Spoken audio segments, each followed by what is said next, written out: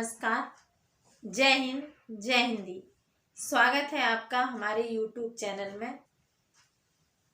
आज हम बात करने आए हैं बीपीएससी के मेंस के लिए। कल परसों रिजल्ट आया बीपीएससी 67वीं का प्री का। जो लोग इसमें मेंस के लिए क्वालिफाई हुए हैं उन सभी अभ्यर्थियों को हमारी तरफ से बहुत बहुत शुभकामनाएं कि उनका मेंस भी क्लियर हो और इंटरव्यू में क्लियर होकर वो अधिकारी बने, अपना सपना पूरा करें। लेकिन जो विद्यार्थी सफल नहीं हो पाए हैं, जिनका प्री क्लियर नहीं हुआ है, उनको भी हताश होने की आवश्यकता नहीं है। इस बार बीपीएससी ने बड़ा अच्छा काम किया है कि आप लोगों को नेगेटिव होने से बचा लिया, हताश होने से बचा लिया। प्री के रिजल्ट के साथ ही साथ बीपीएससी ने 68वीं बीपीएससी का नोटिफिकेशन भी जारी कर दिया। नोटिफिकेशन जारी होने से एक उम्मीद की किरण सामने आ गई, एक उम्मीद बन गई कि अगर 67वीं प्री क्लियर नहीं भी हुआ तो 68वीं प्री तुरंत ही देने को मिल जाएगा। यानी कि आप 67वीं मेंस भले ना लिख पा रहे हो, लेकिन 68वीं में अपना जी जान लगाकर उसे क्लियर कर लीजिए, क्योंकि 67वीं तो वैसे भी बहुत डिले हो चुका था। ऑलरेडी जो एग्ज़ाम 1 साल पहले हो जाना चाहिए था वो अब जाके हो पाया, फिर लीक हुआ, कैंसिल हुआ, उसमें बहुत सारी प्रॉब्लम्स आई। लेकिन आशा है कि 68वीं अपने समयबद्ध चरण में पूर्ण हो जाएगा और आप लोग इस एग्ज़ाम को क्लियर कर लेंगे। तो जिन लोगों का प्री नहीं हुआ है उन्हें भी हताश होने की आवश्यकता नहीं है। आज का जो मैं वीडियो बना रही हूँ, आज जो मैं आपके सामने बोलने आई हूँ, वो उसका सबसे महत्वपूर्ण टॉपिक यही है कि मेंस जब आपको देना है तो आप मेंस का उत्तर कैसे लिखें। 3 पेपर होने हैं, 2 जीएस का और 1 आपके ऑप्शनल का। हिंदी का, जनरल हिंदी का 1 पेपर होता है, लेकिन जनरल हिंदी का पेपर चूंकि क्वालिफाइंग होता है तो वो क्वालिफाई हो ही जाता है। उसके लिए भी हम आपको बता देते हैं कि उसके लिए आप लोगों को कुछ भी पढ़ने की आवश्यकता नहीं है। हम आपको एक वीडियो में इतना बता देंगे कि आप उसमें आराम से पास हो जाएंगे, कहीं आपको जनरल हिंदी के लिए समस्या नहीं रहेगी। रही बात जीएस की, तो जीएस के लिए आप जो ट्रेडिशनल है उसमें तो ज़्यादा परेशान होने की आवश्यकता है नहीं। मेन समस्या आपके साथ करंट से जुड़े हुए टॉपिक्स से है, जैसे साइंस एंड टेक है या पॉलिटी भी है या कुछ भी है। तो आजकल का जो बीपीएससी मेंस का ट्रेंड हो गया है उसमें वो करंट से रिलेट करके, कोरिलेट करके प्रश्न पूछता है। तो आप भी करंट से जोड़ के ही उत्तर लिखने का प्रयास करें और थोड़ा तुलनात्मक उत्तर लिखें, ये प्रयास करें आप जीएस में। जीएस हो या ऑप्शनल हो, लिखने का तो कोई विकल्प है नहीं आपके पास। तो आप पुराने पेपर उठा लीजिए या आपको कहीं से भी प्रश्न मिलते हैं आप वहां से ले लीजिए और लिखने का प्रैक्टिस करते रहिए। आपको पर डे लिखना है बिना गैप किए हुए, तो लिखने का कोई ऑप्शन नहीं है आपके पास कि आप बिना लिखे मेंस क्लियर करेंगे। तो लिखने की प्रैक्टिस करें। हमारे यहाँ भी आंसर राइटिंग प्रोग्राम चल रहा है, जीएस का भी और हमारा हिंदी ऑप्शनल का। ये पेड है, अगर आप इसे ज्वाइन करना चाहते हैं तो इनकी अलग अलग 1500 फीस है, जिसमें पर डे आपको 1 प्रश्न मिलेगा, उत्तर का मूल्यांकन किया जाएगा, नंबर दिए जाएंगे। जो भी आपका जिस तरह से लिखा होगा, जो भी कमी होगी उससे आपको अवगत कराया जाएगा। और यदि जरूरत पड़ी, लगा कि आप में से किसी ने नहीं लिख पाया, बहुत समस्या हुई, तो आपको मॉडल आंसर भी उपलब्ध करा दिया जाएगा। लेकिन जो लोग ज्वाइन नहीं करना चाहते या नहीं कर सकते वो लोग स्वयं से लिखें, लेकिन लिखें अवश्य, जैसे भी लिख पाए लिखिए। और हम बताने वाले थे, अब वीडियो को पूरा देखिएगा, बहुत जरूरी ही बात हम करेंगे। लंबे वीडियो हमारे कोई भी नहीं होते हैं, तो आप उतना तो देख ही सकते हैं। हम मेन बात करने वाले हैं आज, उत्तर कैसे लिखें मेंस में।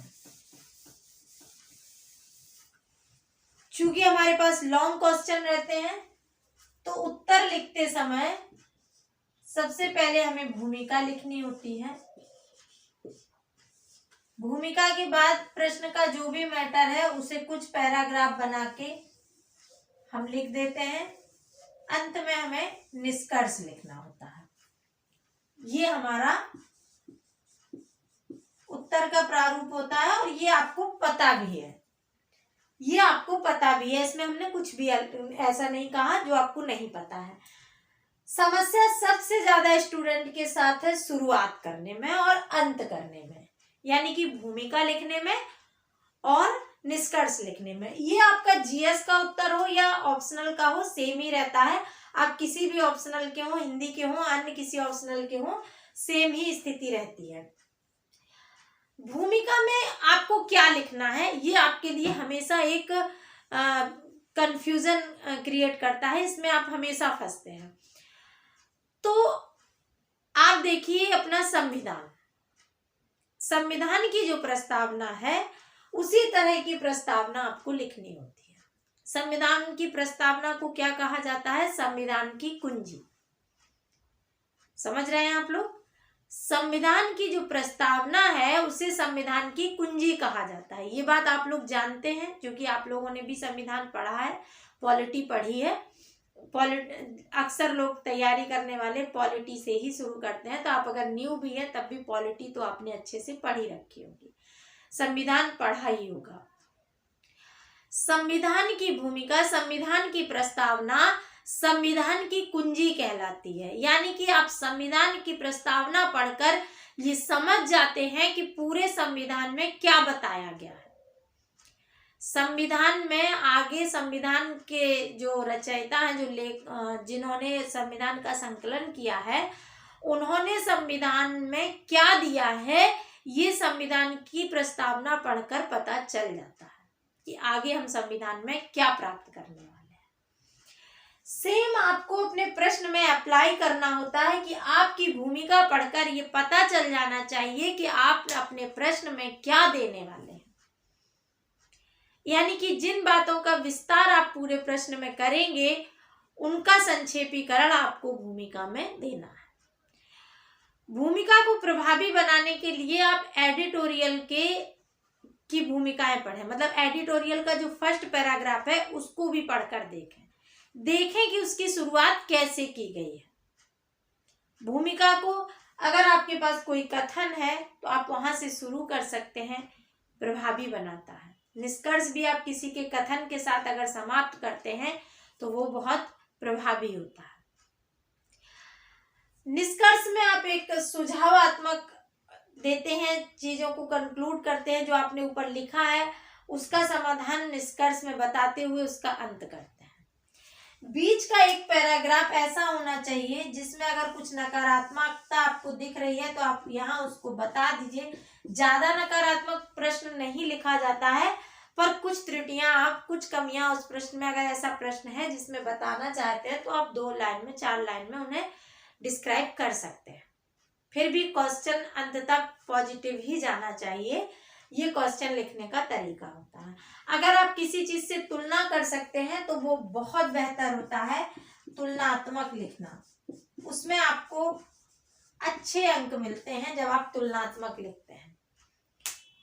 तो भूमिका में आपको जो प्रश्न में आप बताने वाले हैं, जो विस्तार आप देने वाले हैं, उसी का संक्षेपीकरण आपको भूमिका में लिखना होता है। और अक्सर स्टूडेंट गलती करते हैं, हम आपको फिर से क्लियर कर देते हैं कि भूमिका में कभी भी आप जो आपके प्रश्न में पूछा गया है आप उसी लाइन से उत्तर लिखना प्रारंभ मत कीजिए। वो गलत तो कुछ नहीं होता है लेकिन प्रभावी नहीं होता है, वो पढ़ने में अट्रैक्ट नहीं करता है।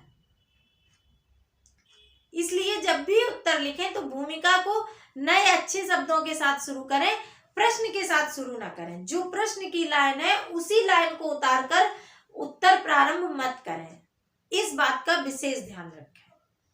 और अन्य ऑप्शनल के साथ भी यही चीजें हैं। और हेडिंग आपको नहीं डालना है, हेडिंग नहीं डालना है, लेकिन हिंदी ऑप्शनल में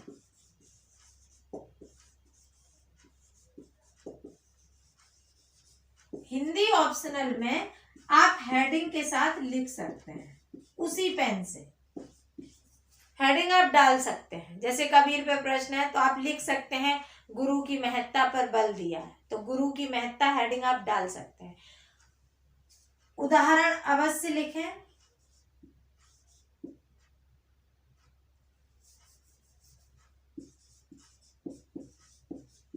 उदाहरण अवश्य लिखें। कुछ इंपॉर्टेंट उदाहरण जो काव्य से रिलेटेड है उनका वीडियो हम एक साथ बनाकर आपको दे देंगे, उनमें एक साथ सारे वो दे देंगे। हो सकेगा तो उनको ट्रैक वाइज या लयबद्ध तरीके से आपको दे देंगे, तो आपको सुन के उन्हें याद करने में आसानी रहेगी।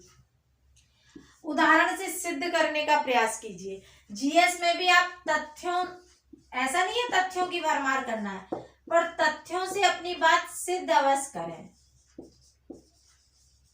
जहां तथ्य दे सकते हैं वहां तथ्य देके अपनी बात सिद्ध करें, वो आपका क्वेश्चन प्रभावी होगा। ऐसी उलझुल बातें ना हो, ये ना लगे कि आप कल्पना में बोल रहे हैं। ये लगना चाहिए कि आप जो बात कह रहे हैं वो ऑथेंटिक है। ठीक है, तो इस तरह से आप अपने मेंस का उत्तर लिख सकते हैं। हमारे चैनल पर प्रारूप के तौर पर क्वेश्चन मॉडल उत्तर पड़े हुए हैं, आप उन्हें देखकर भी समझ सकते हैं कि कैसे लिखना है। बाकी आपको कोई भी मेंस से संबंधित समस्या हो तो आप, ये हमारा नंबर है, इस पर हमें व्हाट्सएप कर सकते हैं, कॉल भी कर सकते हैं। सुबह 10 बजे से शाम के 6 बजे तक, 10 AM से 6 PM तक। व्हाट्सएप तो किसी भी समय कर सकते हैं, कॉल इसी समय में कर सकते हैं आप। तो अगर आपको कुछ ऐसी समस्या लग रही है जो आपको मेंस लिखने में दिक्कत कर रहा है, तो आप इस पे कांटेक्ट कर सकते हैं मुझे। और ऐसे आप इस तरह से लिखना, ये आप विशेष ध्यान रखना कि आपको प्रश्न की भूमिका में क्या देना है और निष्कर्ष में क्या देना है। जल्दी ही हम अन्य वीडियोज के साथ आपके समक्ष उपस्थित होंगे। आपको और मॉडल आंसर लिखवा के, क्वेश्चन दे के उसका कैसे प्रारूप बनाना है उस पर आपको वीडियो उपलब्ध कराएंगे। आप हमारे साथ जुड़े रहिएगा। आपको हमारा ये सुझाव कैसा लगा आप हमें कमेंट्स बॉक्स में जरूर बताइए, और लोगों को भी वीडियो शेयर कीजिएगा। धन्यवाद।